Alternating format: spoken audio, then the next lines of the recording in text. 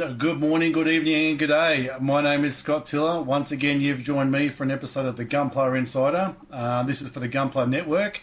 This is, in case you've never watched an episode before, this is where I get to, with you, meet a builder or some sort of like Gunpla community, I guess, positive vibe type person, leader, promoter, and we just get to see a little bit more behind the scenes, inside the mind of one of these great people. Before I do, I just want to mention this podcast isn't really possible without a couple of sponsors. Canadian Gundam are very good to the Gunpla Network, as well as Cloud Communications. They look after my VMR and all my camera gear.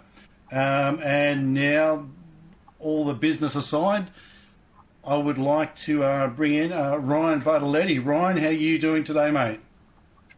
Pretty good, Scott. How about yourself?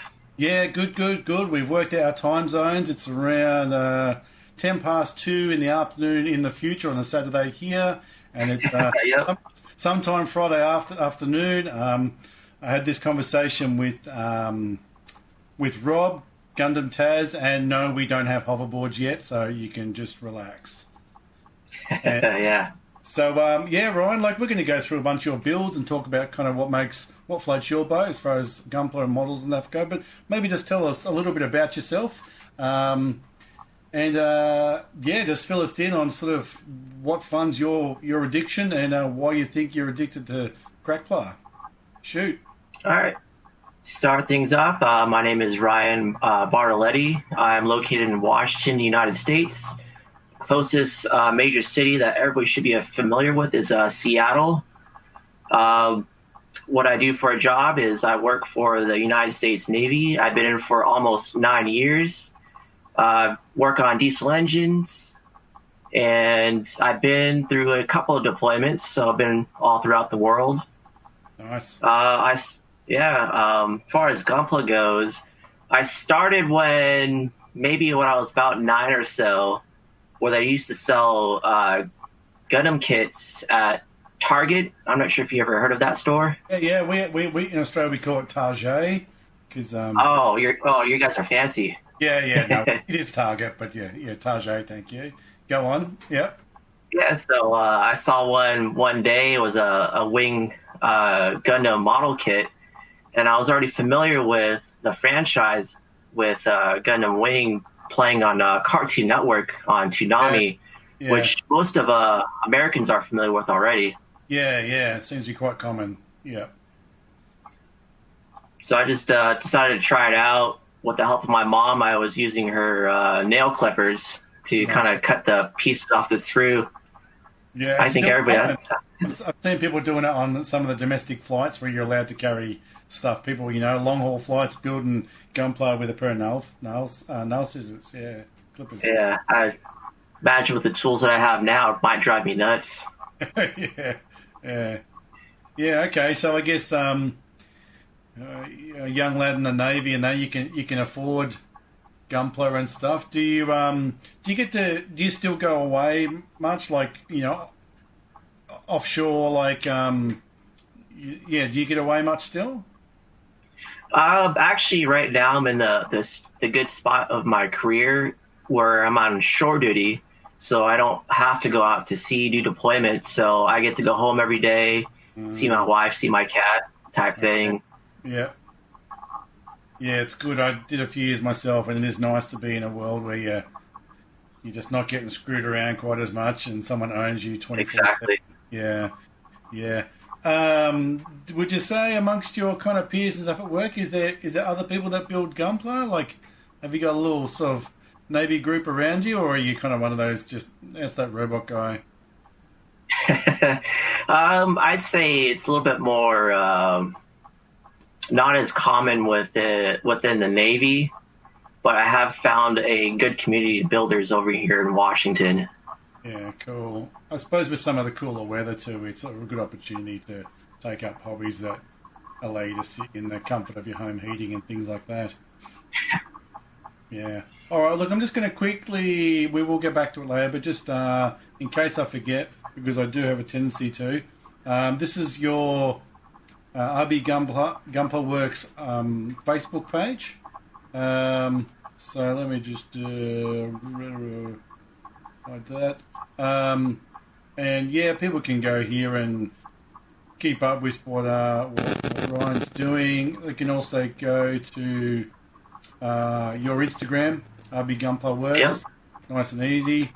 And I think like I'm just going to scroll through this and maybe just for a couple of minutes give us some idea of what you think is really in Gunpla for you, because this here really shows a broad sort of sweep of what it is you do. One thing that I think amongst us that know you is that you utilise LEDs in your builds a lot, and we discussed earlier how the Bandai LEDs don't quite cut it, and even then, you're replacing those, but you're putting them in places where they really need to be. So just tell us a little bit about those sort of aspects of your builds, and we can hone in on those.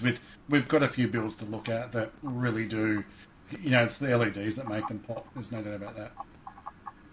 So as far as building goes, I haven't really gotten serious until about 2015 or so, when I had a better disposable income to do painting. Started with rattle cans and eventually got to airbrushes, and then started doing resin kits, LED work with the help of my local friends.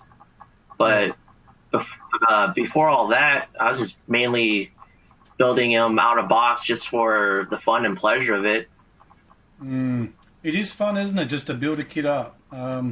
It's like building your own toy almost. Yeah, it is. And then if you enjoy the photography, there's been a number of times where I've just taken a couple of kits out, a couple of old sort of semi-snap builds with a little bit of weathering, and just sort of play with some photos, and like you can really enjoy that sort of stuff.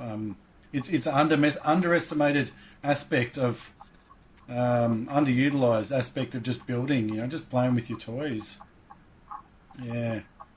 Yeah, so your Instagram gives a really good broad, there's some really amazing LED stuff there.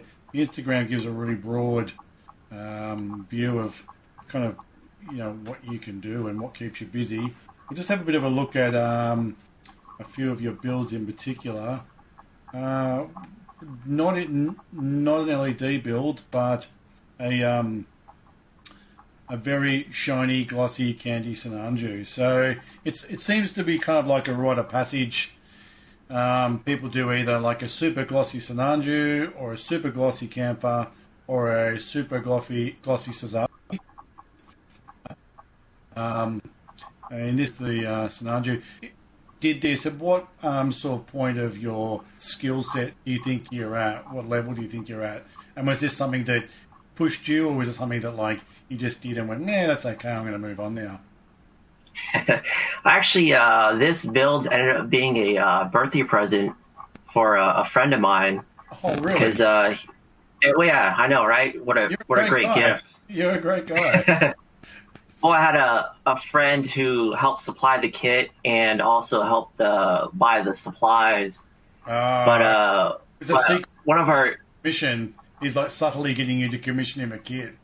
Hey, I bought you this. I think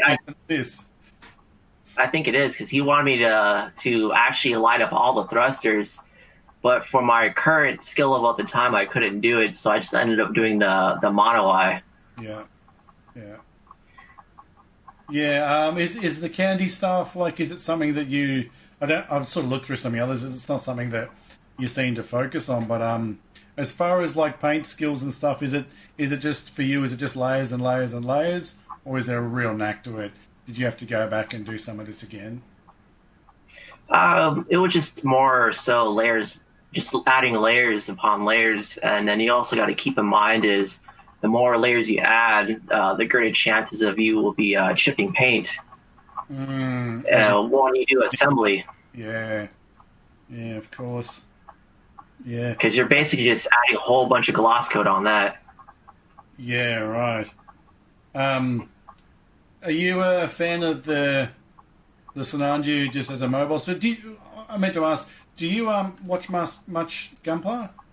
Like Gundam anime? Oh, I do actually. I've almost seen it all. There's a couple of series where I try to get into, but just couldn't get into, like Double Zeta. Bill Divers. I don't do build divers. I've done build fighters, which was nice. Yep, I'm with you there.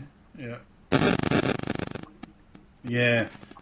Would you say, is there a particular, like I'm definitely a Universal Century type guy, and probably the earlier stuff, you're probably up till sort of, Zeta, Shah's counterattack. Unicorn's cool, there's no problem, there's no doubt about that. It was the first I watched. But early UC, around the kind of like 8th MS team is by far where my heart lies. I'm watching it again at the moment for about the 4th time. I wish it went forever. It's fantastic. Is there a particular kind of timeline or spot in the Gundam anime that you find yourself going back to and just you feel right at home at? I would say Gundam Wing. I might get a lot of crap for it, but it's understandable. Yeah, I mean, you grew up, but there's probably a bit of nostalgia there for you. Yeah, it's basically been there throughout my childhood. And then actually, my wife likes it as well. So occasionally we'll binge watch the whole series, and we'll watch the movie Endless Waltz too. Yep, it helps when you've got a wife/partner that wants to watch it with you. You get a lot more watch, don't you? Yeah. She does like chiming in throughout the couple Universal Century shows that we've watched as basically how angsty and dramatic the main pilot always is. Yeah, that's the deal, isn't it? Yeah. And speaking of Universal Century, this is, in my opinion, this is one of my favourite builds done by Ryan Bartoletti, this Dom.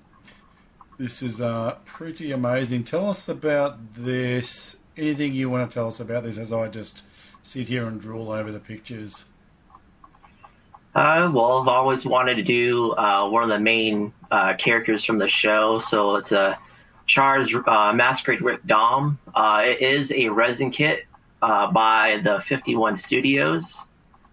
But it's one of those builds I always wanted to do where I can just do as much LEDs as I can. I believe there might be about 20 or so LEDs throughout the build. Goodness gracious. Yeah, I had to figure out some spots to where it gets a little bit tricky. I know in the main photo that you showed with the bottom of the feet, I had to get 10 millimeter LEDs. So they're basically like flashlights almost. So they're kind of big. Yeah. That's crazy. And so is it all kind of just powered off the little CR2032 type watch batteries just stashed in the backpack somewhere? I mean, I've only ever seen LEDs myself personally, like with the PG Mark II, it's all sort of in the backpack and then it kind of it mounts in and then that kind of powers the rest of whatever's going on. How do you do yours? So for that particular build, I have a dual 2032 battery stashed underneath the base, where I would have a IC socket connection located on the underside of the crotch piece. Right. And I would power it through there, and then I would run a line through the arm of the action base to keep it powered. Ah, that's pretty sneaky. It'll be interesting when this that whole like wireless power lighting thing, but I think it's for the Unicorn, the one that's that came out I think late last year. Like it's like a near what is it, like a NFC type thing, you know? It'll be good if like a wireless LED. Yeah, like a near field communication type. It's powering it, like Nikola Tesla type stuff in our Gunpla now. So this is a resin kit. How would you say that these kits? Because I've not seen any resins and that sort of business. How, for those of us that have not worked with resin or anything, how would you say that the level of detail, they're like thrusters and pistons and those hands and things like that, say with a 1/100, how does that compare to the better Bandai 1/100 kits? Well, for this particular build, it ended up being a resin conversion kit to where just only the armor gets replaced, and sometimes the frame does get touched. Yep. So it's kind of like a plug and play feature type of deal. I'm with you. It's not a full resin kit, billions of bags sort of thing. Yeah, cool. Yeah, it looks pretty neat there. You got just hovering a bit as a Dom does. Just making that awesome noise they do. Whatever. Did you have sort of like much of a learning curve with the LEDs, or did you find that once you sort of got a few going, it was pretty easy for you to just kind of roll through and you go, oh yeah, it's all pretty simple now. I can see where I got to go with this, and you just become so second nature. And do you have an addiction to LEDs now? Because you have done quite. Do you look at and go, it's just not finished? Well, the learning curve for LEDs, I mean, all you really need is just to do one spot. So, for example, the first build I ever did with an LED was a Masquerade high mobility Zaku. So I just did the mono eye for starters and kind of figured it out little by little. I did have a little bit of help from my buddy Steve Santos, because he does LED work himself. So he kind of gave me a little bit of coaching and just a little bit of like extra motivation, because once you're at the point of installing an LED, there's no going back sometimes, where you're kind of like, crap, I have to finish. Have you ever sort of made because I imagine especially when you're going to go through, through arms or through legs and things like that, like you have all those thrusters in that DOM, and then you're kind of like creating a channel for the wires, and you're like, I don't want to reduce articulation, but you get to a point where you've gone too far, and now that leg kind of has to be just glued in place, and it's never going to move again. Have you ever taken away too much? I try to give as much mobility as I can, to where I'm in the stage of routing the wires. Is I will take the frame and kind of like just bend it in place to see how the wires move inside. I would try to give it the best slack that I can, even though there's always the fear of, if I were to move something, the wire can break, and it might be SOL for that kit. Yeah, for sure. Let's have a look at this guy here. Not sure if this is the one you were talking about. Based on the base, I'm assuming this was this some sort of competition build or exhibition build? No, actually, it was just a base I purchased off of Taobao. Right. So it's just nothing special, but just a nice base to have when I do enter local competitions. Yeah, it's very cool. I like it very much. So this is an MG, is it? This Zaku? That's correct. Yeah, it's. I think it's also a bit of a staple. The Zaku just has all that. This is the MG. It's this was the second kit I built. It's back there with some paint on it. I kind of got a bit sick of the salmon and did a whole kind of like origin conversion colour-wise. And it's just waiting to get sort of weathered and beaten up and that sort of business. But it really is a fantastic kit, isn't it? The way the ankles work and the way just the hands work, if it's your first or second MG, it just blows you away. The Bandai is like this building full of wizards. Yeah, it's actually a really good articulated kit to work on. I'd say the biggest pain for that kit is working on the energy cables. Oh, yeah, the beads are it's everybody's bane, isn't it? But I guess once you've done a couple, and once I just did an RG, little friendly build-off with Mark, our buddy Mark from Gunpla Network. And yeah, I saw that. Once you've done a couple, you kind of like, you know what you're in for. It's a bit, like, you want to garden, you want to grow some vegetables, you're going to have to dig and get it all ready, it's all part and parcel. And I think a Zaku is, it's very iconic. If you're not building a Zaku, then you're missing out big time. Did you make any modifications to the chest and so on with this Zaku? There seems to be a lot of extra work across the chest. You might actually hear this a lot, but that's also another resin conversion kit I did for that Zaku. Oh, right, okay. Yeah, wicked. Yeah, Sorry, go on. That one's no worries. That one's made by Side 3, and they have a few other resin conversion kits out there, and that one's based off of Gundam the Origin Zaku. Yeah, I love it. It's got some sort of extra vents, and it looks like some sort of shoulder/chest cannons tucked away up there or something. Yeah. Yeah, cool. How does resin, I'm just asking you just questions because I know nothing about resin. Does resin work okay once you've done all your paintwork and stuff, the way that you water slides and everything like that work, and panel lining, does that all still work pretty much the same as a sort of a normal Bandai plastic kit, like the armor and everything? Yeah, it works pretty much the same workflow as you would as a normal plastic model kit. Yeah. But the biggest thing is your prep work for resin model kits, because in the manufacturing process, it would go into a mold, have something like a mold release agent on them. Yeah. And you would need to soak the pieces in like a degreaser of some sort, like purple power, simple green.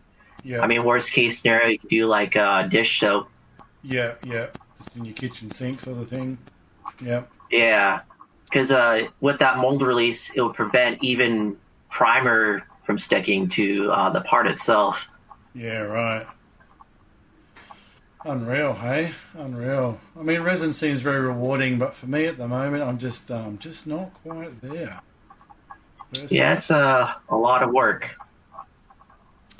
Now, we're going to go straight into you labelled this folder as double X. This is going through some of your stuff. This is the first sign of some weathering or some battle damage and so on. So, as we flick through this kit, tell us what's going on here.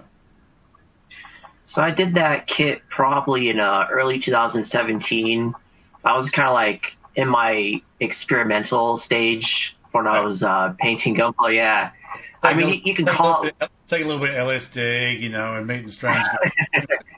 Yeah, I guess you can call it weathering, but I was kind of just BSing my way through to where it's kind of hard to explain, but I was able to scratch paint off with a like a flathead type screwdriver type, or like a blunt object. Yeah.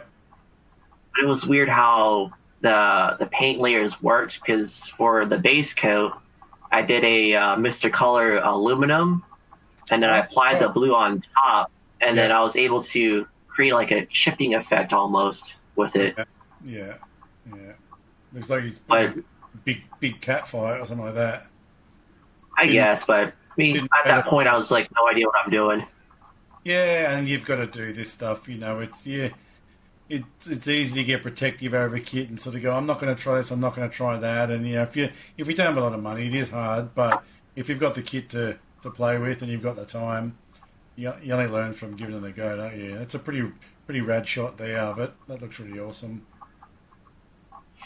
Yeah, in that picture, I had a UV light behind me, to where I was able to illuminate the sensors on the cannon, along with the head as well, with I think it was the green fluorescent paint.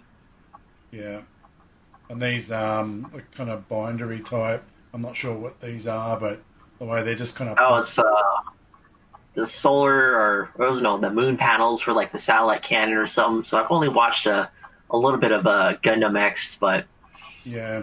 How does there's a real kind of like an almost kind of chameleon sort of like rainbow effect through them, depending on where the light's caught on them. Is that a decal or a paint that you used? I believe it is almost like a holographic chrome sticker that's placed on the inside of the binders. Oh, so it's sort of like those those sort of like chrome film type you get with the X's like that. Yeah, that stuff's neat, eh? Really neat. Yeah, cool. Did you so you didn't watch much of this X, the series, whatever that was? Not a whole lot. Usually, if it doesn't grab me in the first couple episodes, I'll just wait until I'm forced to watch it one of these days. Yeah, until there's nothing left. Yeah. Yeah. This GM dominance, I know nothing about this. I'm a little bit intrigued by GMs at the moment. I've had a bit of luck. When I flicked through the pictures of this kit, it just looked like I've done a GM Sniper 2 last year. It was probably one of my first real like every kit that's great is a AHA kit. But I think the GM Sniper 2 was just a real like, holy cow, this is, and you could do this, you could do the whole Jean-Claude Van Damme. Yeah. It's like pretty amazing. There's still a few things about the neck. Yeah, you can get it over. It doesn't look like it's supposed to do it, but it's just an amazing kit. And when I flicked through the photos of this kit, I got that same sort of feeling like this must have been. And please don't tell me this was a resin conversion, because that'll upset me. Actually, no, it was not. Surprisingly enough. I know, right? Yeah, because it just has that look of just Bandai doing what they do. Did you do any modifications? Are you the type to kind of, put sneaky bits of pla plate here and there and extra vents and things? Because some people just do it so well and you would not know until they go, that's not supposed to be there. Do you get into that? I have done scribing before. I'm still kind of doing self-taught using plot plate and stuff. I got a couple of guides that I own for that stuff, but it's not something I'm overly confident at the moment, but I'm always looking to keep just practicing and doing it. Yeah, it's hard to know, isn't it? Until you sort of, some people can just kind of get a foot and they just kind of stick a bit here and a bit there and then do a little scribe, and all of a sudden that foot, which is an everyday, Gundam foot, is now, it looks like it's going to just stomp everything. We use some metal parts here in the thrusters, or is that paint in those sort of calf thrusters? That's actually paint, believe it or not. I believe I used Spazstick's Chrome for it. Yeah. And then I know there's another centerpiece for the thruster, so I just threw a candy red on it and give it an effect. A little bit of pop there. It's pretty unreal, hey? Have you done many of these GMs? I've done some out of the box. I got a GM cannon that I've done. Yeah. But as far as fully on painting, I think the GM Dominance might be the only one. That was actually a really, really good kit to do. But that new GM frame that Bandai did with the Sniper 2 is actually really, really sturdy. Yeah, it sure is. That's exactly the way to. There's a funny thing with that. When I sort of was putting mine together, and I had all this stuff about, the legs are so great and everything's so great, and I put mine together, and the legs kept popping out. I'm like, this is ridiculous. Like, this is how it's supposed to be. If I got a dud kit, it was like maybe only about the 4th or 5th kit I'd built. It was only about my 3rd MG, and I couldn't get it to work, and I kind of just put the kit aside, and I was going to give it away. I was really annoyed. But you got to you got these little hip things. It's probably much the same, a ball joint with a hip and a plug, and you've got sort of the crutch there, and you just got to just pop it right in. And once you pop them right in, solid as a rock. It blew me away. That I didn't want to be so forceful, but that's what it took. Yeah. Well, sometimes you never know. You might break apart on accident. You might. GPO2. This is, it's a beast of a mobile suit. It really, really is. It's just incredibly massive, and this is clearly a resin kit conversion. So this, you've just taken the Bandai 1100, and then you've got a resin kit. Tell us all about that as we flick through these pics, because this is pretty impressive. It's hard to know what's resin and what's not, really. Yeah, it is. I'd say for that kit, that might be the best that I've ever done to date. And I just did that last fall. Right. But I threw as much LEDs as I can, color separation. I wanted to give Unit 2 what it deserves as far as at least the lore of the mobile suit and what happened in Stardust Memory. Brilliant series, isn't it? Yeah, I love that series. But for anybody that is wondering, that is a resin conversion kit for the Masquerade Unit 2 by Industrial Gear. Literally every single armor piece on that gets replaced. Wow. But the frame still remains on that kit. Wow. It's kind of crazy to think that so much gets replaced. Even like I was talking to Mark the other day about doing a GM3 conversion with some. I think it's as if there was a B club version for a GM kit, and then there was also an AKO or AKO conversion for a like a Mark II 2.0 MG, and I love the Mark II, the RX-170A, and you literally use about 35% of the original Mark II. It's like, oh, there's so much Mark II left over. I don't know if I could do that to it, you know. So I guess you experience that. You've got boxes of kind of like, you know, body panels of this kit that it doesn't have an inner frame to go onto. Yeah, I got a big old storage bin full of spare parts, armor, frames, polycaps, you name it. Yeah. I have been lucky enough to sell some of it off. Oh, yeah? Yeah, because you always got people out there wanting to practice scribing and all that, and rather pay a few bucks for a spare part than doing on your own kit. Good point. Very good point. Fantastic point. The feet always blow me away on the Unit 2, just the way they kind of extend out. And initially, like I've got a HG version, HUC version, and it kind of just looks like big clown shoes. But when you see bigger feet, they've actually got some sort of depth to them, and you know they look like mechanical parts of a much larger mechanical unit. They're much more interesting and fantastic. Yeah, it does. With that resin kit, it added a little frame piece underneath the shin area. It did extend out the toes a bit to where it have like a piston that's separating it. Yeah. So it kind of gives it like a good little stance, I suppose. Yeah, it just makes it look like, so when it's going to let off a nuke, it needs to have just that few extra. There's probably around 10 feet on the ground, you know, of extended footprint. Yeah. Yeah, it's a pretty mad series, Stardust Memory. I would suggest anybody that hasn't seen it, they definitely need to watch it because it's got this whole sort of like half Top Gun, half, I don't know, Star Wars, half RoboCop, all in animation with that sort of total Japanese spin. There's just so much retro awesomeness in there. It does have a lot of Top Gun in it. I think it's probably right around the same time frame too. Yeah. And there's a scene where they're doing training against a Hyzak or something, and they're like, there's like rad guitar, and someone's wearing like glasses, and they're like battling over the desert. And I was like, it's Top Gun and robots. Like, how can you not like this? This is unreal. And someone's saying, you're doing something wrong, rookies. Yeah, he just went. Jester's dead. Hammer. So I've seen so many different variations of this kit.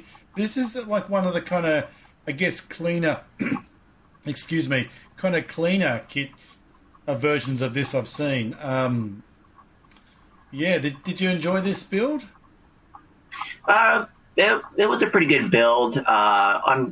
Unfortunately, with a couple of the RE kits, they can get a little top heavy, but especially with the Hama, it's just big and bulky. So it's kind of a pain to pose. So that's why I kind of limited from the pictures that you can see. But it was still a fun build to do.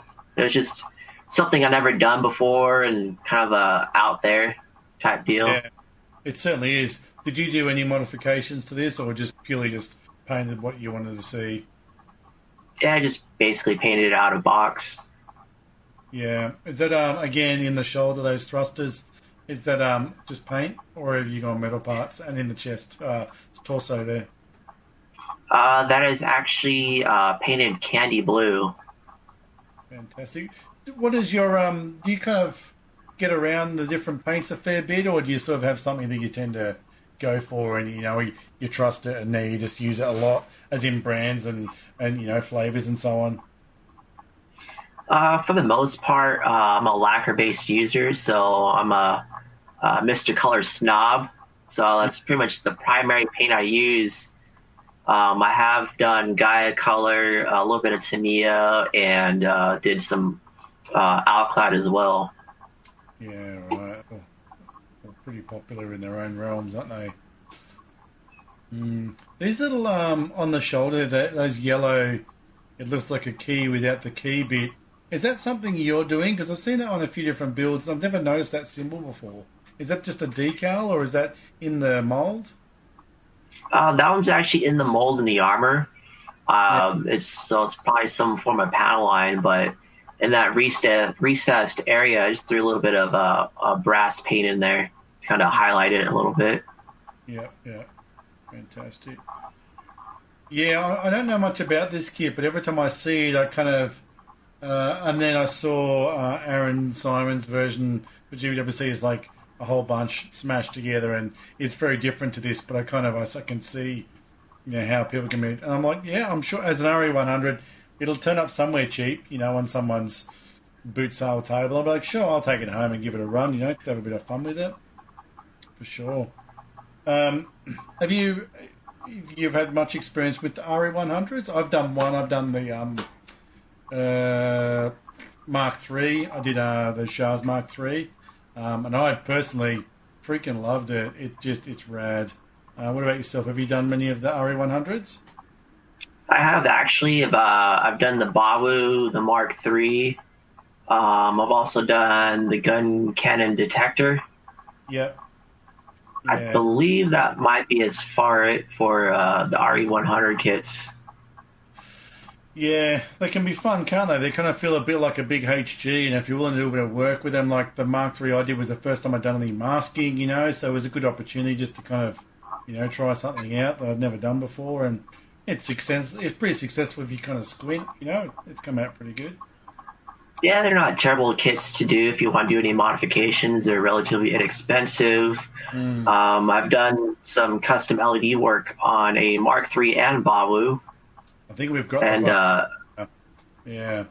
I guess for the price, they kind of do feel, like I said, they feel a bit like a big HG.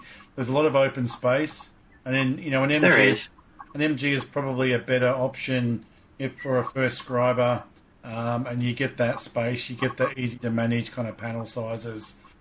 So I guess if I ever get up the courage to start scribing, it's probably the direction I'll go.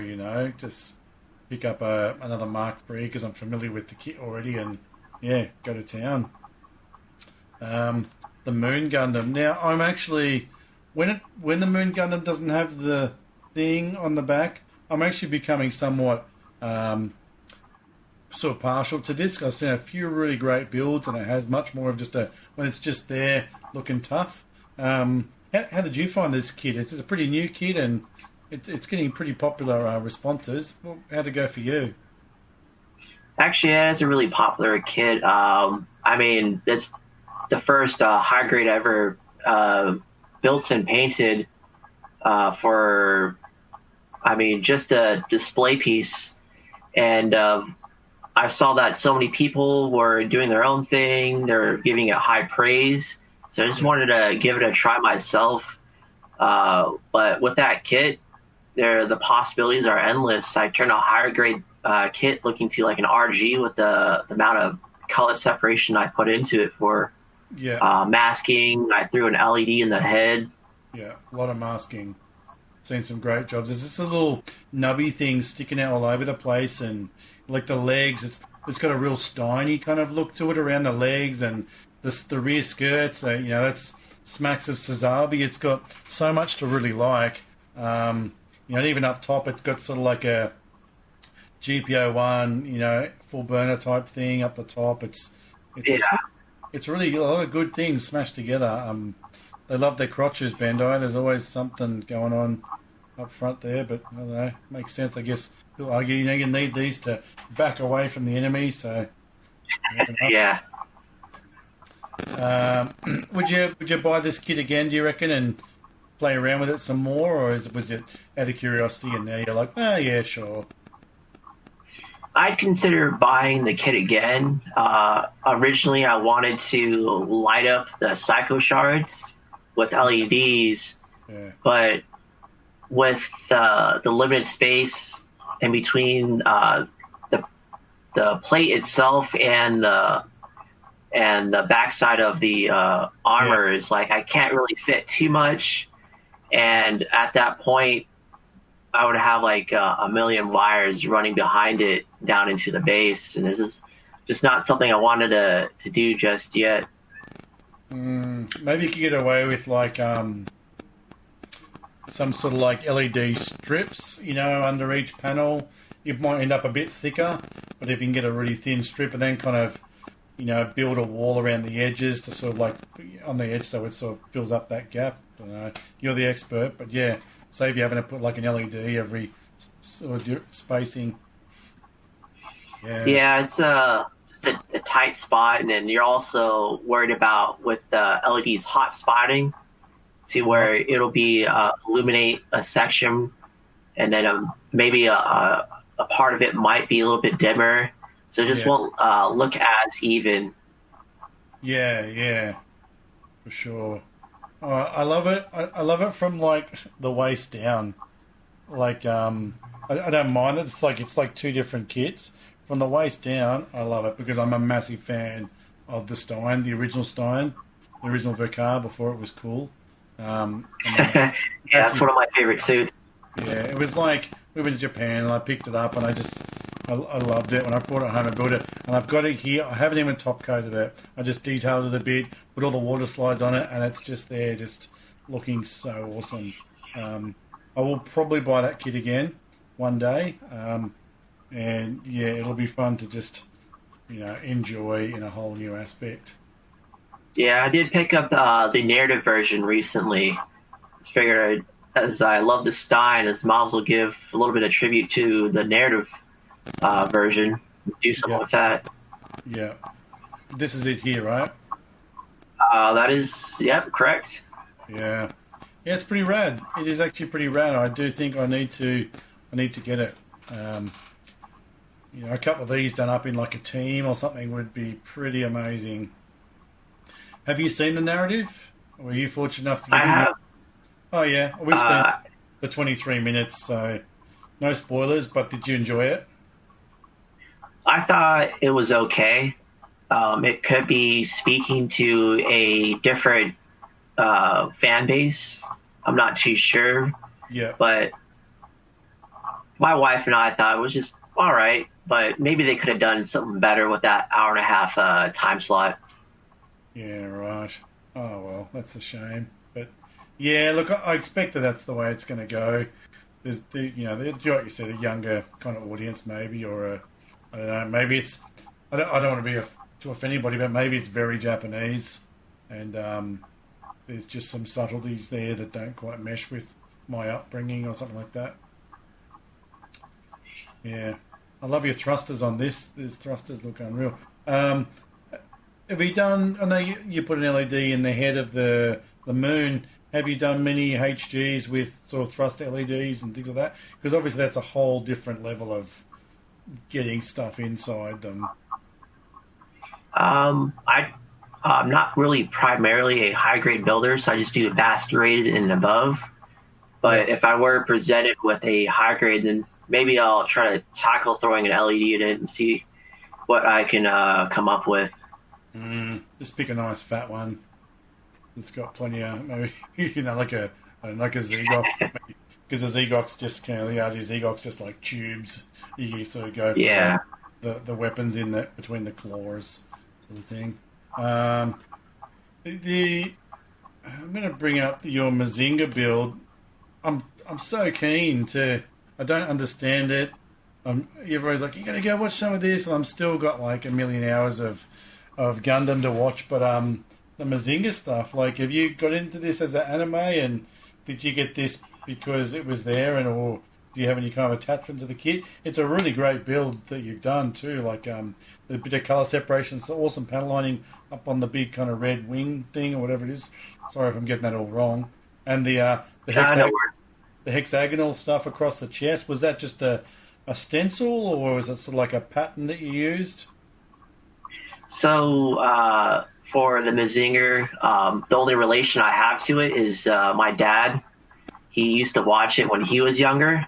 Right. So it was like kind of like a father-son type thing where he just show me it. I figured that with the Mazinger C Infinity coming out recently, the model kit looked pretty fun to do. Yeah. And for the chest, that was done with a hex or a metal masking template with a hex pattern on it. Yeah. So I cut each individual hex out and placed it on the chest. Oh my goodness. Yeah, and I tried to do a tricolor blend of paints, where I did I think it was a fluorescent red. I went from like a orange and then to a yellow, kind of help spread it out.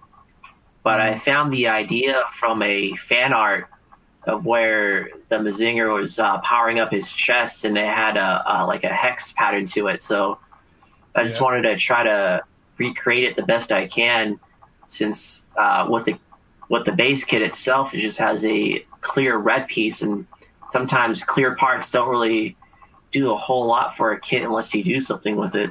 They can almost detract a bit some of the effect parts with Bandai stuff. A bit like, man, I'm not really into beam sabers much. It's very rare I'll utilize one in any of my kits, but yeah, some of the crazier effects are a bit like the really cheap kind of like no grade F91 stuff where they got like a beam shield.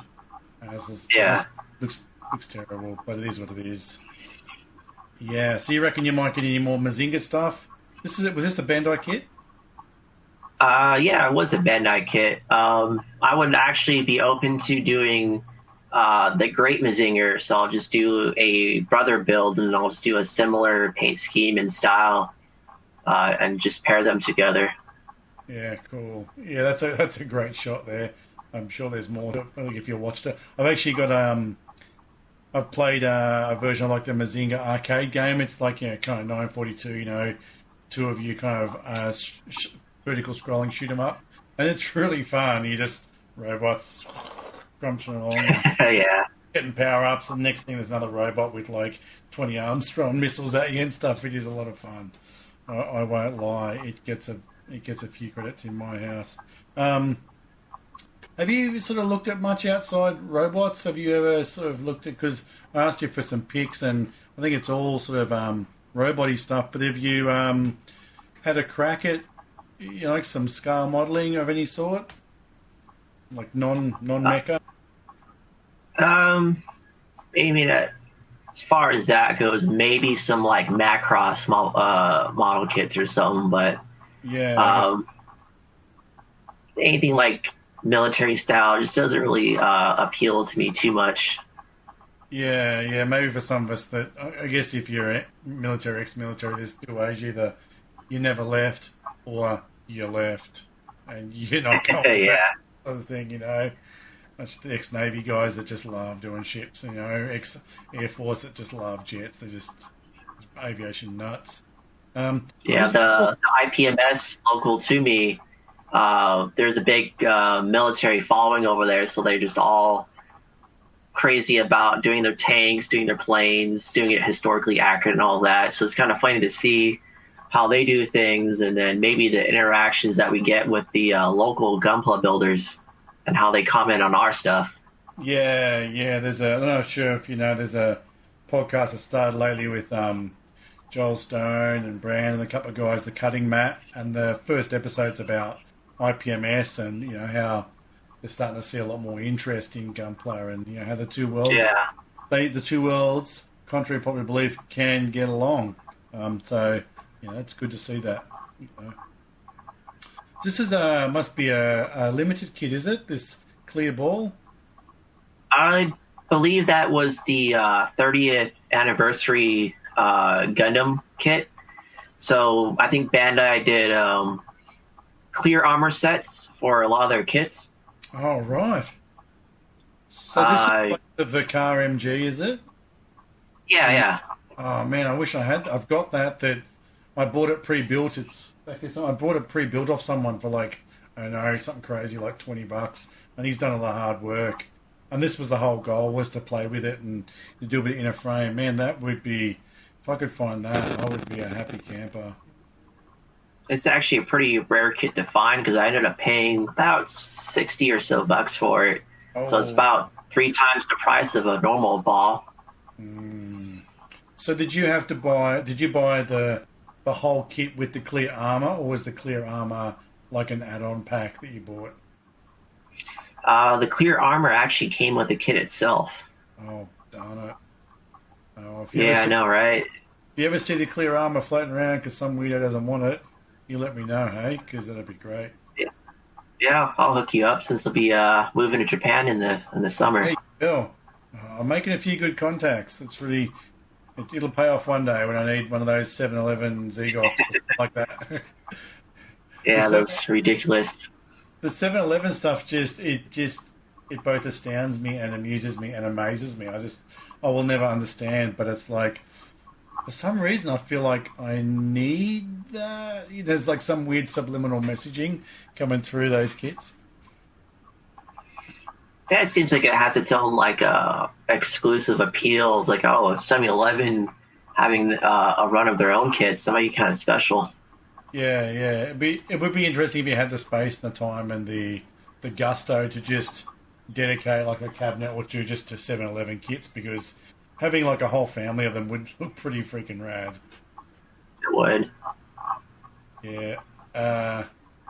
Some non-Gunpla type building here, but still Gunpla. This is pretty awesome. I see there's quite a few of these sort of Transformer style Gunpla builds that are getting out there now, and it never ceases to impress me. What's this based on? Yeah, because that one's the Master Grade Amazing Red Warrior. Right. And I've seen a few others who did a similar paint scheme to Optimus Prime for that build. You really slide between the two worlds, don't you? You look at it and you see Gundam, but then when you kind of like sit back, you see Optimus, because the colour layout is just undeniably Optimus Prime. Yeah, that was a pretty fun kit to do. I did actually do some custom stuff to that one. Is behind the shoulders, I did the exhaust stacks behind there, just kind of just get 2 pieces of pipe. Yeah. And then for the B-Max itself, I ended up buying one off of eBay from a scrap masterpiece Optimus Prime. So I just kind of modded the original beam saber to fit. Yeah. Very cool, mate. Very cool. Have you ever sort of delved into Transformers stuff? Like, for me, in Australia, I grew up mostly on sort of like Transformers and Astro Boy and things like that. So I guess like Gunpla was, I don't remember Wing or anything. Was there other anime you grew up on, or was it pretty much Wing was it? For other animes, it'd probably like Naruto and Bleach. Oh, yeah. I'm not sure if you're familiar with that. I've seen them flashing around. All that stuff's sort of starting to turn up on Netflix over here now. A lot of my buddies that are like Dragon Ball nuts and, got really diverse watching habits when it comes to anime, they're kind of like, they smack the back of my head and go, how could you not know about this? But, I've only been doing this for like 12 months or so, and, I'm just so amazed by the whole world out there. It makes a lot of the GBWC that I went to last year is at Smash, which is like a anime convention every year in Sydney, and I guess I kind of walked around with my eyes a little more open. Previously I'd be like, what the hell's going on here? Like, we have Comic-Cons and Supernovas and stuff, and it's all a bit confusing. But when you start to meet people that are kind of like your age and immersed and enjoy, then you start to see why people go to so much effort, for cosplay and following series, so fanatically. Yeah. So you call this the Pearl Turn A? This is a weird looking. Yeah. Every time I see this, I just the face of this Turn A. I just see Predator. It just looks like. Yeah, Yeah. it's I guess the notorious mustache Gundam. Oh, right. Is that legit? That's what they call it. Well, I mean, it has that little mustache V fin right above the mouth, so It does. What are the? Did you make the wings for this? no, that was a P Bandai expansion for it. Right.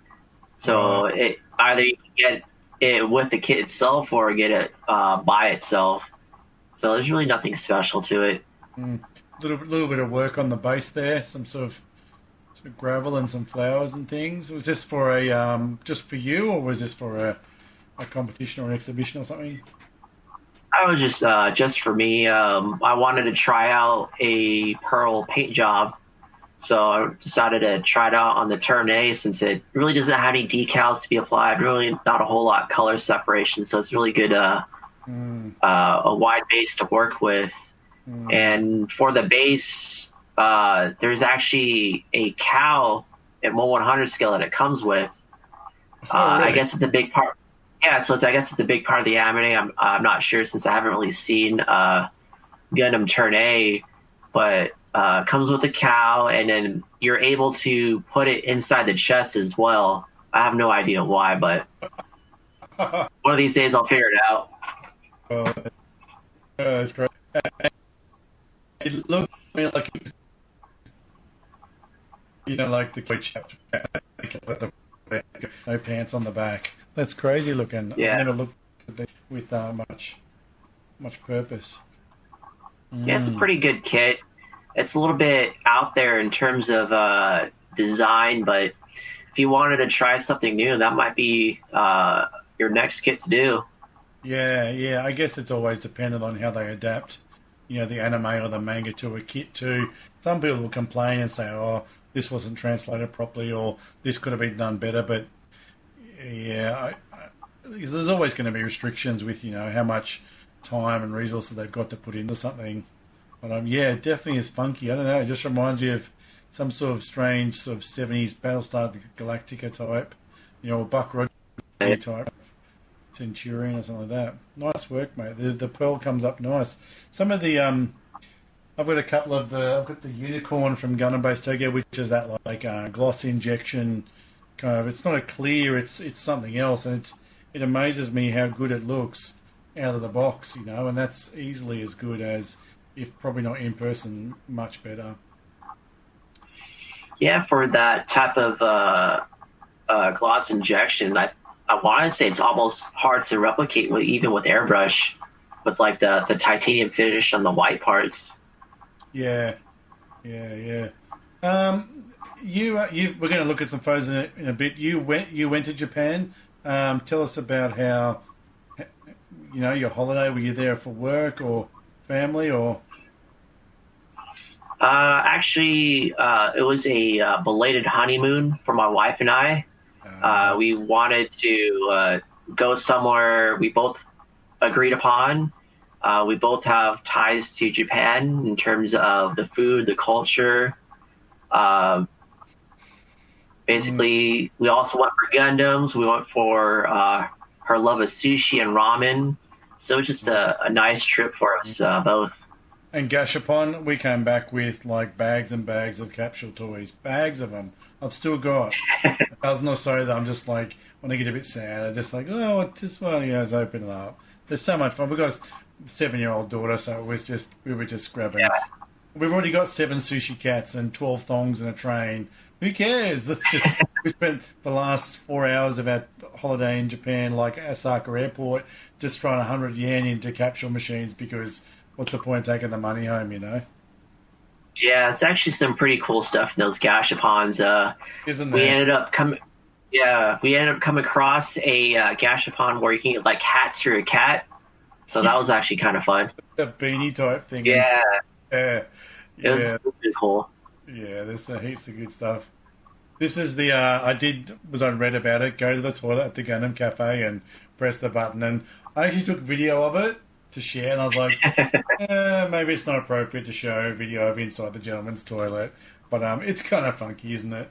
It feels a little bit outdated, but it's kind of funky.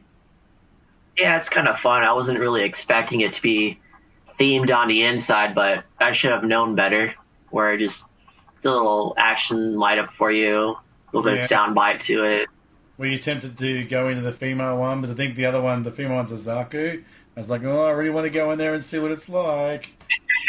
I tried to get my wife to go in there, but she's like, no, it's all right. So I figured I ended up being a Zaku anyways. Yeah, cool. This looks like your hall. Yeah, I was able to collapse down the boxes and just put the runners inside of a luggage. Yeah, it's the way to do it, isn't it?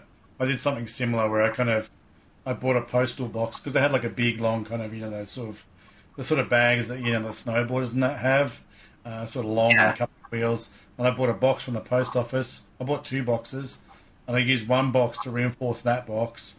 And then I had them all, the runners all broken down, like lined up like a filing system. And I had that box taped up, and I was like, these are not getting damaged on the way home. Yeah. Did you bring a lot home, or the first time you go, you ask people, I want to get kits, and people are like, tools and water slides and this and that and the other. I'm like, what do they know? I'm just buying heaps of kits. I've still got kits from, it was 12 months ago today, we were in Japan. I've still got several kits. I'm like, they lasted me forever. Yeah, I got a few of those from the Gundam base, but I can't remember how much I bought, but it was quite a bit for myself, and I bought some for friends as well. For those P Bandai kits are hard to find. My wife and I, we ended up buying 2 more sets of luggages from Akihabara for like about $90, so it ain't bad. Oh, nice. Yeah. Did you take this unicorn with you for the photo, or like? Yeah. So before I left to Japan, so I did a quick build of the Massacre Unicorn. So I just wanted something to take with me and kind of, I guess, show, at least have a piece of my work with me when I go to Japan, and just take a picture with the 1-to-1 scale unicorn. Yeah, it's great. It's great. It's kind of funny though, is I was setting up, and I had like a little small little crowd around me just kind of watching. They take pictures too. I'm not sure how common it is for some outsider to bring a painted kit to Japan and take a picture with the life-size Gundam. Oh, I would suspect it happens a lot. It's something that I will consider when I go back over again. It's really neat to have. There's that full circle, And the one-to-one, I've had this conversation with several people now. The one-to-one, just when you sort of come, I don't know how you got there. We come from the other side. I came from the side off the train. You walk around the building, and it kind of starts poking up out of the trees, and you just, holy moly, and it puts the whole hobby in a whole different perspective when you see one. And like the unicorn is not the biggest, toughest, fattest suit. Could you imagine like a Neo Zeon, or two Zakus side by side, or a Gelgoog or something? You just realise, man, it helps your hobby so much. I think just seeing it.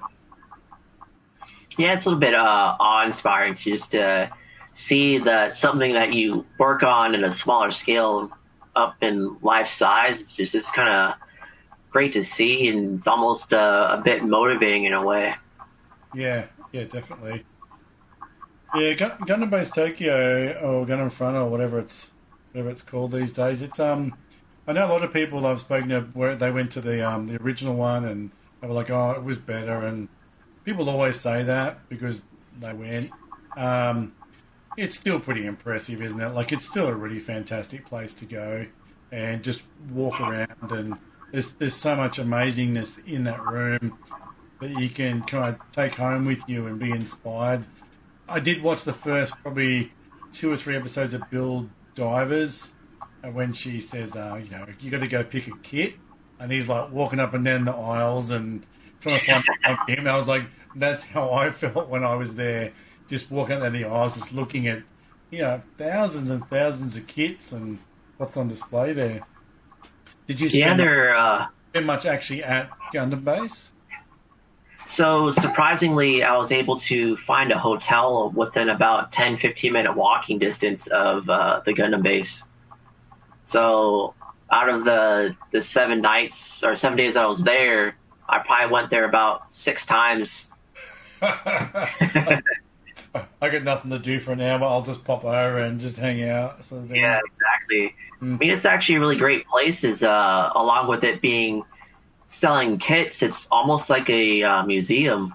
Yeah, and it's they got the build spaces. Like, I'll be honest, if I lived closer, I could see me just rocking up there once a month with a buddy or two, and that little room they've got on the side, they got the cubicles with just rando builds sort of stuffed in there, and they got the spray booths and stuff. I'm not sure how it works, but it feels like you can just say, "I'm going to build this kit here. Is that okay?" And they'd be like, "Sure, that's what it's for." I think I got a buddy telling me that a couple of hobby stores will have a separate room for builders where you can rent out a locker, store your stuff, and then you can paint there as well. I mean, I assume that's probably normal since living spaces and accommodations kind of small in Japan. Yeah. You said before to me that you're moving to Japan. Is that correct? I am actually this summer. Oh wow! Is that through Navy? Is that posting? Yeah. Through the Navy, I'll be there for 3 years on a sea duty billet. Whereabouts in Japan will you be?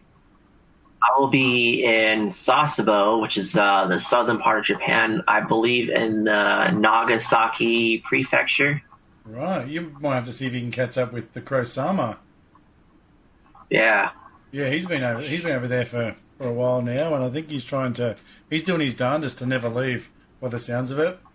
Found himself a good lady, and he's like, "Yep, I'm not going home to." I think he's from Alabama or something. Like, I'm not going home. I'm good.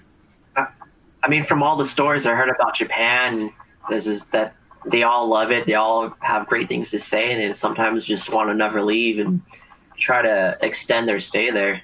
Yeah. It is interesting when you meet people that have spent prolonged periods there, and they'll come back and sort of go, "Yeah, you know what? You get stuck in a little shoebox apartment for 2.5 years in the middle of Tokyo. It's not as fantastic. It's a bit lonely, but that's just big cities and the isolation barriers and things like that." We're getting through, and we're getting towards the end of the picks we've got. But I am the biggest Mark II fan. I always say that the Mark II would be my daily driver, and the Stein Vokar version would be my. I'm just going to, drive up over the mountains and then put it back in the garage. So the Mark II would be my daily driver. Titans, AU, doesn't matter. This is the MG version, is it? 2.0? Actually, it's the perfect grade. Oh, yes. Yes, brilliant. It's such a rad kit, isn't it? The inner frame. Did you do much work in inner frame? Because I've gone nuts on mine as far as different metals and separation. I'm going to go back and start detailing it now, but you kind of you keep going enhance, and every time you look at a panel on the inner frame, there's more, then there's more, then there's something. You could just spend a year just playing with that one kit. Yeah, there's so many gimmicks in the frame, the sliding action, the pistons, the separate pieces of the frame. You can really go all out for color separation. Yeah, even like all the vent slots, louvers kind of move and things like that. There's stuff all over it. Yeah. Was this one of your more recent builds? Yeah, it was. I believe I did it. Maybe towards the end of 2017 or beginning of 2018. Yeah. And it was like an on and off project that I did, or within a span of a year and a half is when I started doing LED work, and then I had to stop, take a break, and wait until I feel a bit more comfortable routing the wires, placing the LEDs, and I wanted to give it full articulation, release the best that I can. Yeah. With even with the leg vents where I had it pushed out and put some slack in the wire and all that. Yeah, look, I'm personally at this very moment very intimate with the kit, And even you'd think, oh, PG, there's going to be heaps of space in there. But just because it's a bigger kit, it doesn't mean it's full of air. It's tight. Everything snaps together. Yeah. You know, the legs aren't just like this and this. This one thing that amazed me and made the whole painting in a frame for me easier, because you've got sort of layers, so you can kind of pick a few different metallics and do all of this. I basically put it in piles of the grey and the not so grey, and all comes together. But there's not a lot of air in there, so it doesn't mean it's going to be any easier for your LED work. So it looks like you've done some. Did you do some scribing or some? You definitely did some masking around the ankle armour and on the foot there. That sort of tan sections. That's incredible. I know I'll be repeating myself again, but it's also another resin conversion kit for it. Oh, really? What, some of the armor and stuff on this kit? Yeah, a good majority of the kit got replaced. In terms of armor, it did add some height to the kit with a extension at the hip and then another extension at the ankles.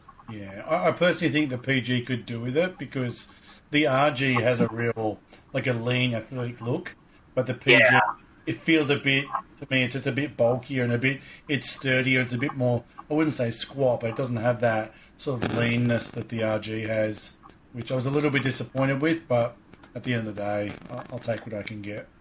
Yeah, so you spent $250 on a PG and then threw half of it away, at least half. Yeah, I replaced a lot of it, but then I threw more money at it with the resin kit, and that's right. More money. Yeah, with LED work. So it's just a lot of time invested in it. Yeah, you're very committed, mate. Very committed. You do a great job. So what are we looking at there? What's the difference between those two shots? Just the shield and the weapon removed, and the leg popping out. I think I just had a little open hatch gimmick because I had lit up the cockpit as well.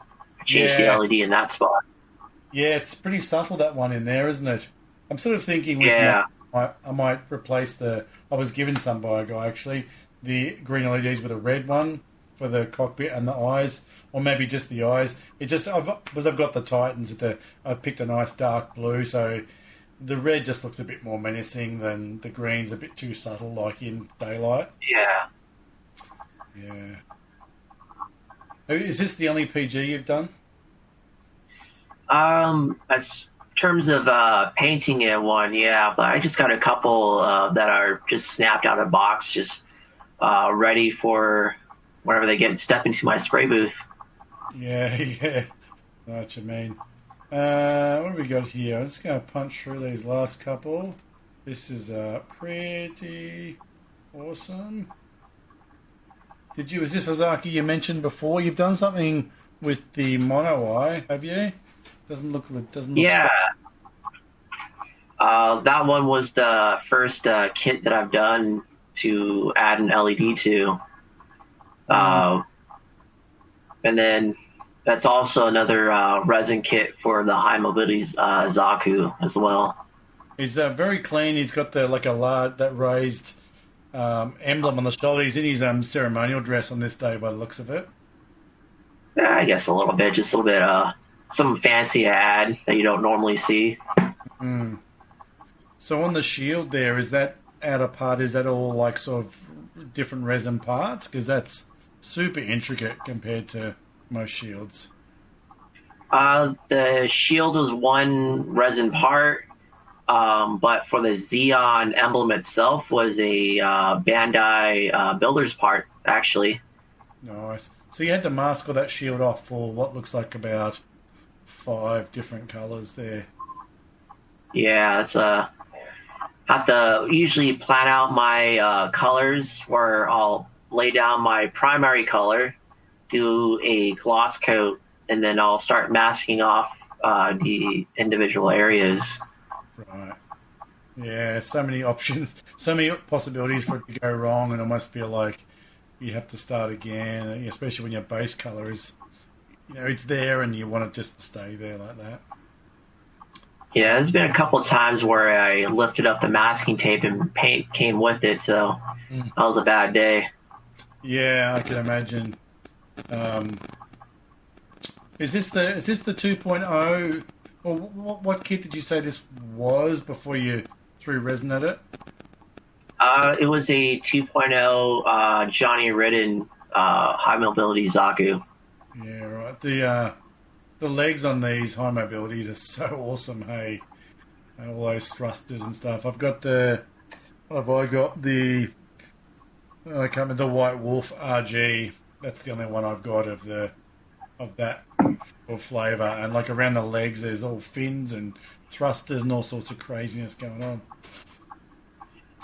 Do you have Yes. sort of tips and tricks for people that are looking for LEDs? Like, is there a certain place or a certain eBay supplier that you get yours from, or you're just so addicted you just pick up handfuls of them and try them out and hook them up and see how they go? Well, I ended up getting most of my LEDs from eBay. They usually sell them in sets. You can get them at various sizes, to where you can just start off with a simple color and kind of. I'd say the easiest thing to do is maybe light up a bazooka, light up a head, and start from there before you get into the intricate side of lighting up thrusters, lighting up sensors, and all that. Let's see, James Denise, an Australian builder, the first guy I interviewed actually, and he's doing, I think it's like a GM Sniper 2, but I think he's lighting up the beam saber. Oh, that's really cool.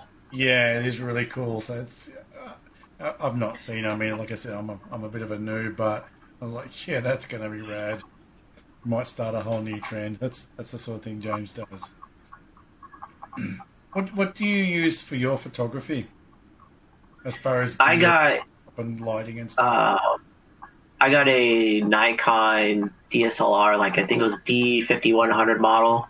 Yeah. I got a couple of soft lights for taking pictures, and occasionally I'll have a photo booth or a photo tent set up, or I mainly use poster boards, just a little bit easier to work with.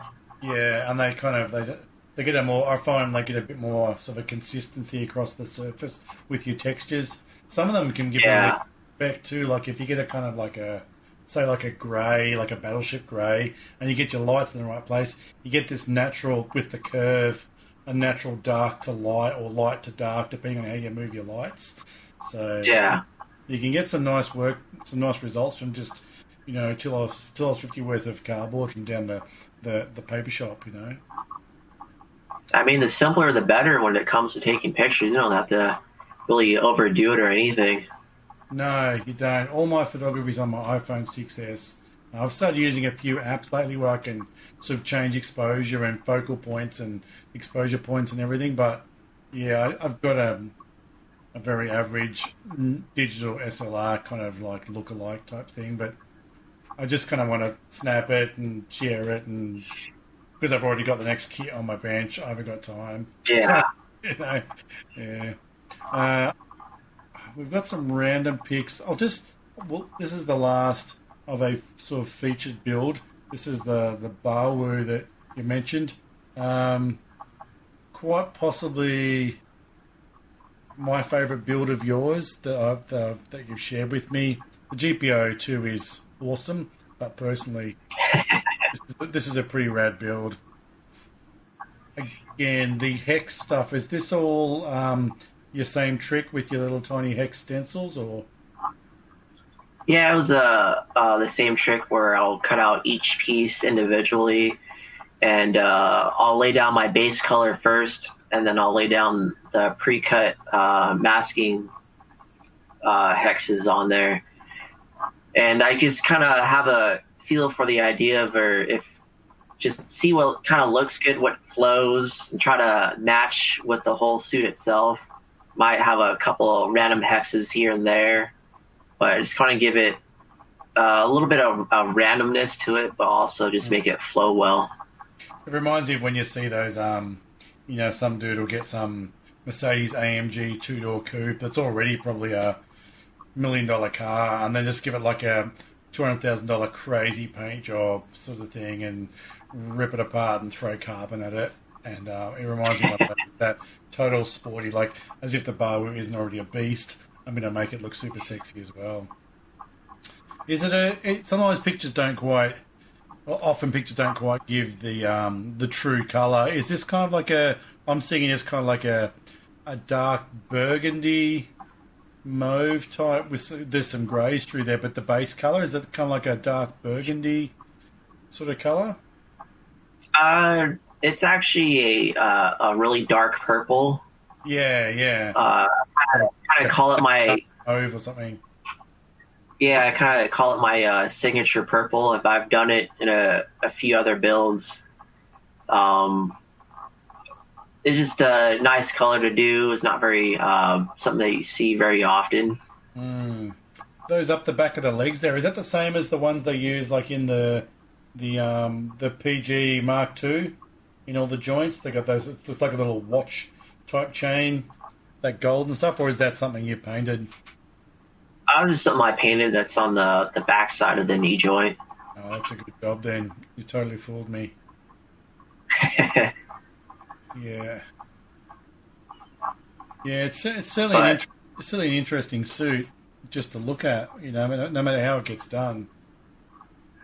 Yeah, it's a good looking suit. I do have the Rebabu in my backlog that I'll eventually paint.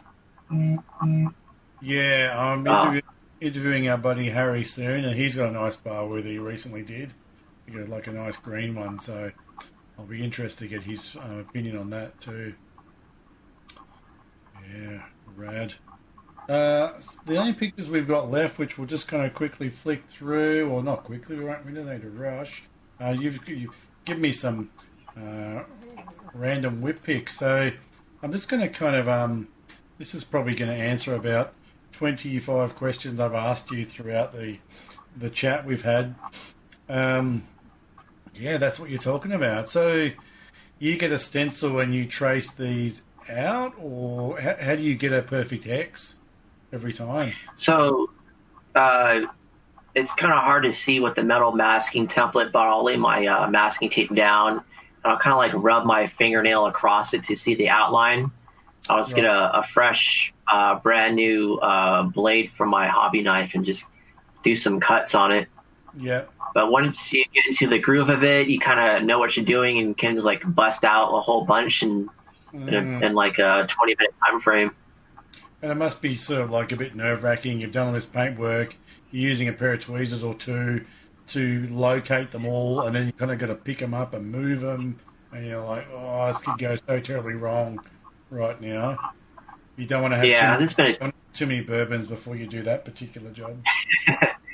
Yeah, that's true, because I hate to scratch up my paint job with the sharp pointed tweezers that I got. Yeah. Resin, hey, look at that. Yeah, what's the one in the background? That was I was over at a friend place when I was kind of doing a build hangout type thing. So he's got he painted a Dom like a couple years back. So kind of just hanging out. I don't know. It's kind of might sound weird, but if you and a buddy have the same suit or kit, kind of like take pictures together. Even though it's kind of a little.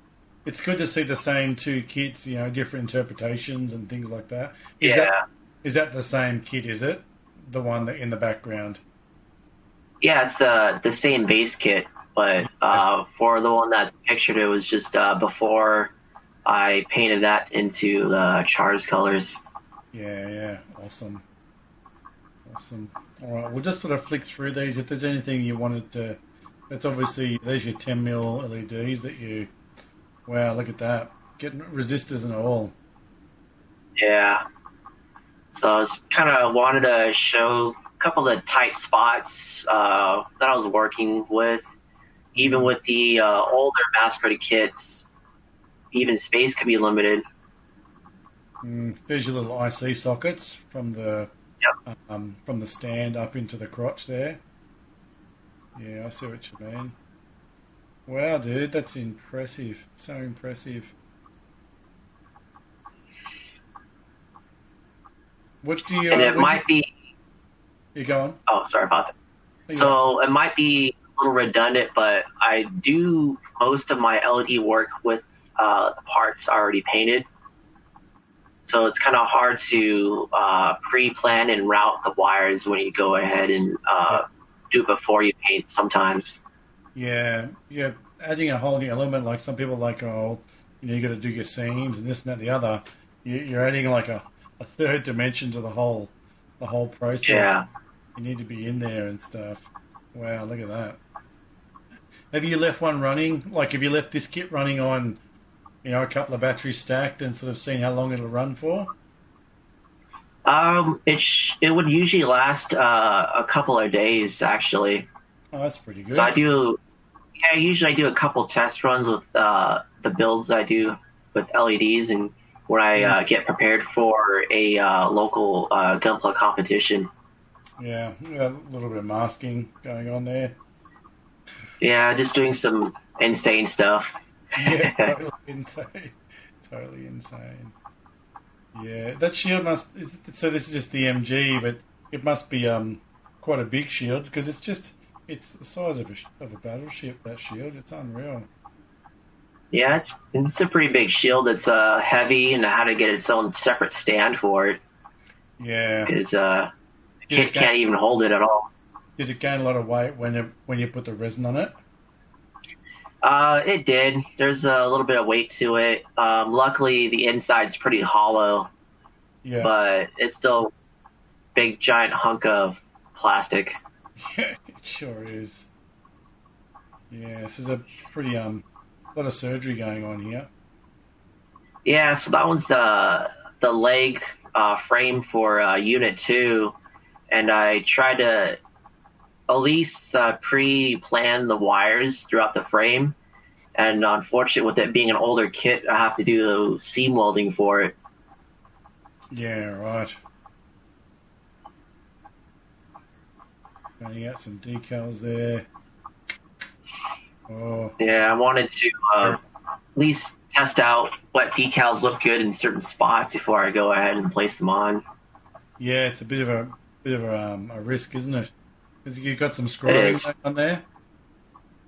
Yeah, I followed that scribing guide from New Factory.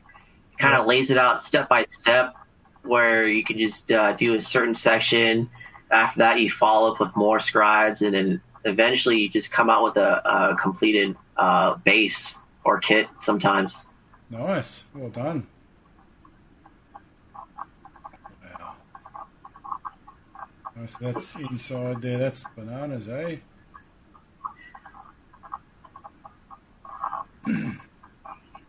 Have you got any big plans for, are you still just chugging away, or do you have some sort of big plans for your LED Jedi skills? Is there like a holy grail of builds? In terms for LEDs? Yeah. Is there like something that you just got your eye on? You're like, I'm just getting into it. I will work it out, but one day I'm gonna do this. Like, is it going to be the 135 Kshatriya or whatever comes out next of that mobile suit? I think a future build that I want to do fully LEDs is the Masquerade Sosby Verka. So I wanted to light up the shoulders, the legs, like even all the psycho thrusters. Yeah, so that one, I did start it a little bit, and then I just held back because I don't want to mess things up at the moment. Yeah. The head's always going to be tricky, isn't it? Because you got to kind of, especially if you're going to do seams, you got to kind of get it all in there and get the head together, and then it's got to be in there and masked, and then you got to do your plastic, your welding and stuff. So it's always going to be such a challenge. It always is. Mm. Then with adding LEDs to the head, you got to kind of keep an eye out for movement of the head, and you don't want to break a wire by accident. So you kind of have to do a quick test run before you go ahead and do your action pose. Yeah, that's right. You do all that work. I need to have it sort of twist and... What sort of wire do you use? It is 30 gauge wire, so it's kind of really thin. Yeah. I have used magnet wire before too. Which wire? Magnet wire. Oh, okay. This is this part of the Leo that you did? No, this one's actually a work in progress. It's happening now as a Masquerade Hazel custom. Yeah, this is the one you tested your Leo colors on, or the colors. Yeah, on. so just Yeah. Yeah. Is that all your masking scraps from that build? yeah, I just wanted to take a picture of how much I've used in one build. So throughout like a couple of days, weeks, I just had a pile of masking tape on the side of my workbench. Just kind of almost I wanted to pick it up, ball it up, and throw it away, but I knew I had to take that one final picture with all of it together. Yeah, there's a very small tree in there for sure. Yeah. Yeah, cool. Man, your LED work is by far the most impressive. It really adds a whole new level to to just generally building. You've got to plan so far ahead when you know that you don't want to have a kit that's like, yeah, everything lights up, but now it can only stand like this. Yeah. Only move your elbows this much. So, like, I really totally hats off to you, mate. I'm really totally absolutely amazed. I'm just going to before I forget, because I do this all the time. I'm just going to flick over to your Facebook page again, your Gunpla one, RBGunplaWorks, which everybody can follow along and get a bit more sort of on the spot of what Ryan's up to. Maybe a bit more information about the processes that you're using. And then there's RBGunplaWorks, your Instagram. So much awesomeness there too. There's the Leo we were talking about. This here looks super interesting. I think is that the unicorn set that we were talking about before. The LED set? Yeah. Yeah, that one's actually a third-party one, I believe by MJH, and it's like a RGB LED where it can do a multicolor with a clear cycle frame set. Yeah. The actual little pads with the LEDs on them look quite large, so that could be a challenge. Maybe you need to sort of put them somewhere and then, I don't know, use optic fiber or something. No, actually, it's a plug and play with the Perfect Grade Unicorn, so it mimics what Bandai did. Oh, I was thinking more so if you're thinking you might utilize it for other kits. Maybe not with that set. I have seen people use those string lights. Yeah. They put in some kits, but for the most part, I've only seen it in the Unicorn kits with the Psycho frame. So what's the black thing here with Unicorn and NTD written on it? What is that? That is a remote for it. Oh, cool. Yeah, so it lights up, and then it's, I guess it has buttons on it where you can change the colors, change just the way it strobes and all that. Frequency and bits and pieces and stuff like that. Yeah, cool. All right, well, look, I'm going to give you an opportunity to sort of plug anything else that you're involved in, any build groups, any buddies, anything you want to add to the conversation that we've had here. I really do appreciate you taking the time out on a Friday afternoon. You probably could be sitting on your couch drinking beers, watching anime with your wife. So I appreciate you taking the time out. And I apologise to the cat. He came in before and he was a little upset that you weren't paying him attention. So this is your opportunity, mate, to sort of just cough up anything you want to say. Yeah, no worries. I guess I wanted to thank my number one fan and supporter, my wife, Madison. Mm-hmm. She always has to get the first plug. Yeah. Friends that I met along the way, especially in my Washington State Gunpla group. James Siedenberg, Steve Santos, Michael Wine, Kyle Russell. Michael Wine. And then, Yeah, I think you'll be doing an interview with him tomorrow. Yeah, yeah, in about like 10 hours or something like that. So you know the dude. You know him. He's human. Oh yeah, he's actually human, and despite what you hear about him, he's actually a really nice person. Well, I'm about Yeah, to so find out, aren't I? uh, yeah, mm, I hung out with him and been to his place a few times. Lastly, I'd like to plug in the Gunpla subreddit yeah. with the mods that I work with. Have you done an interview with Saintism? Oh, yes. Yep. Know that Yep. fella. Yep. Yeah, work with good guy Dan. He's a pretty awesome dude. Yep. Yep. No worries. Awesome. All right, buddy. Well, not trying to kick you out, but I do want to let you get back to your Friday evening. And thank you so much for sharing your time and sharing your builds. You're an LED Jedi. There's always something beautiful coming from your workbench.